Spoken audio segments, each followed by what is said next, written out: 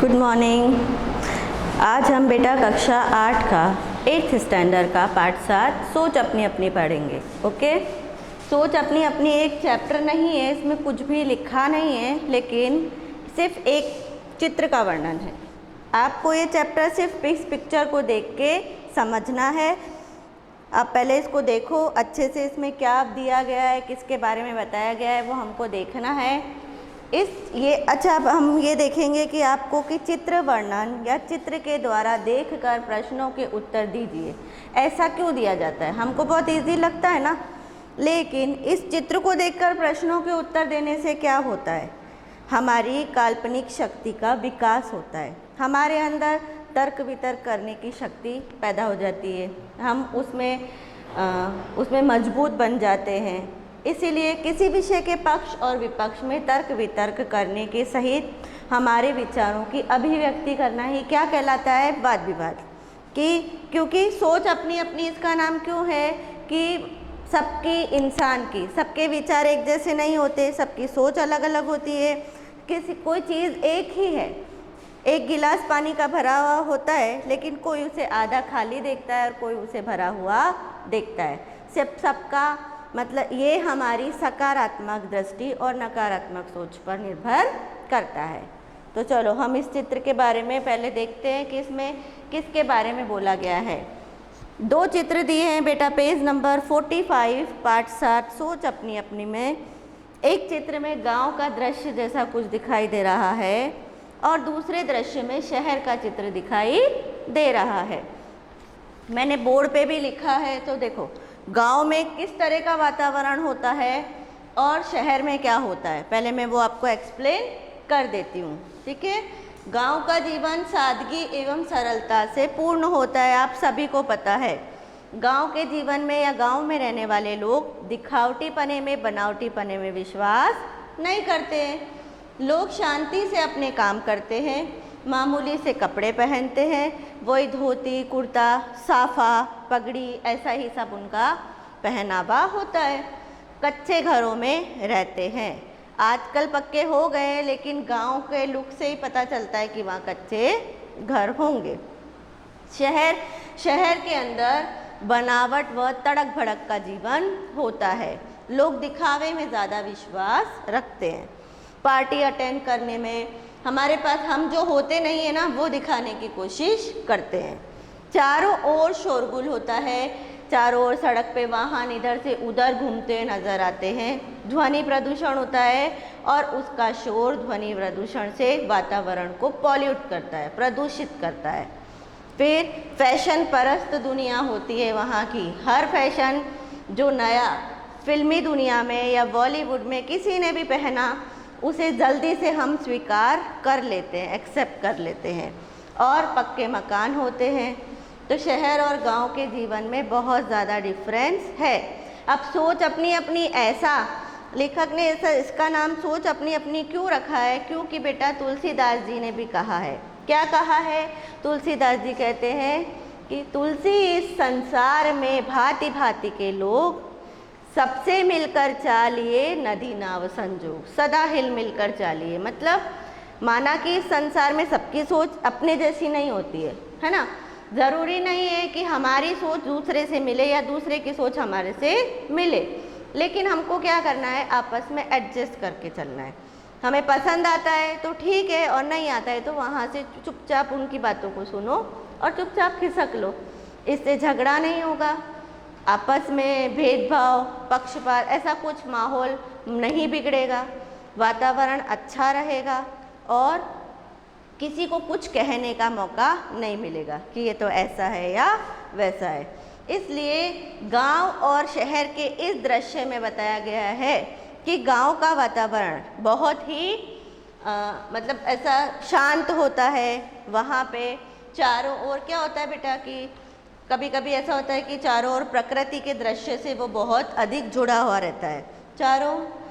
चारों ओर पर्वत पहाड़ ऐसे होते हैं, पेड़ पौधे लगे होते हैं, बीच में जैसे तालाब होता है छोटा सा, किनारे पर लोग, देखो इस चित्र में भी दिखाया जा रहा है जैसे कि किनारे पर लोग कपड़े धोते हुए नज़र आ रहे हैं, कोई नहा रहा है, कोई तैर रहा है, कोई पानी भर रहा है। और कच्चे मकान भी नज़र आ रहे हैं। इतना मतलब बिल्कुल शांत सा वातावरण होता है गांव का दृश्य। शहर में उसके अपोजिट क्या है, दो लोग खड़े हुए साइड में व्हीकल्स का, अपनी अपनी बस का या किसी का भी इंतज़ार करते हुए दिखाई दे रहे हैं। फिर सड़कों पर वाहन, सड़कों के ऊपर वाहन चलते हुए नज़र आ रहे हैं।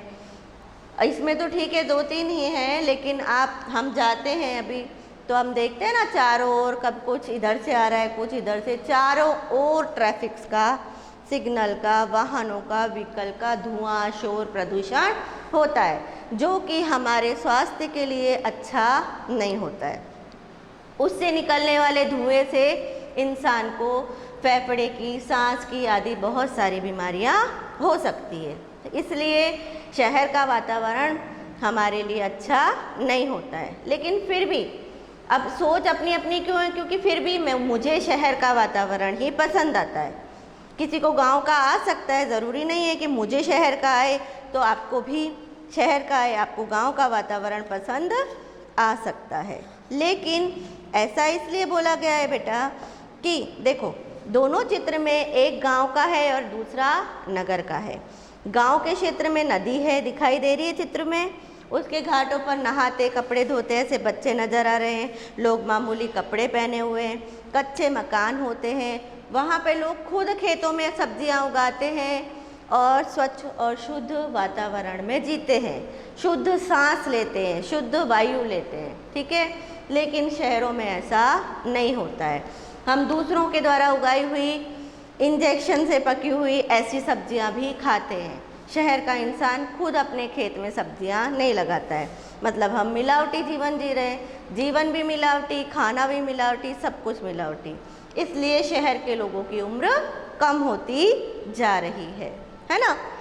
अब उम्र कम होती है क्यों? क्योंकि शहर में चारों ओर जो प्रदूषित वायु वाहनों के द्वारा फैल रही है, उससे हमारा वातावरण दूषित हो जा रहा है। हमारे पेड़ों को लोग काटते जाते हैं, बड़ी बड़ी बिल्डिंग्स बनाते जाते हैं, लेकिन इसलिए बोला जाता है कि सेव इन्वायरमेंट, सेव ट्री। बेटा, हमको अपने इन्वायरमेंट को प्रदूषित होने के लिए अधिक से अधिक पेड़ लगाने चाहिए, क्योंकि पेड़ है तो हमारा जीवन संभव है, नहीं तो संभव नहीं है।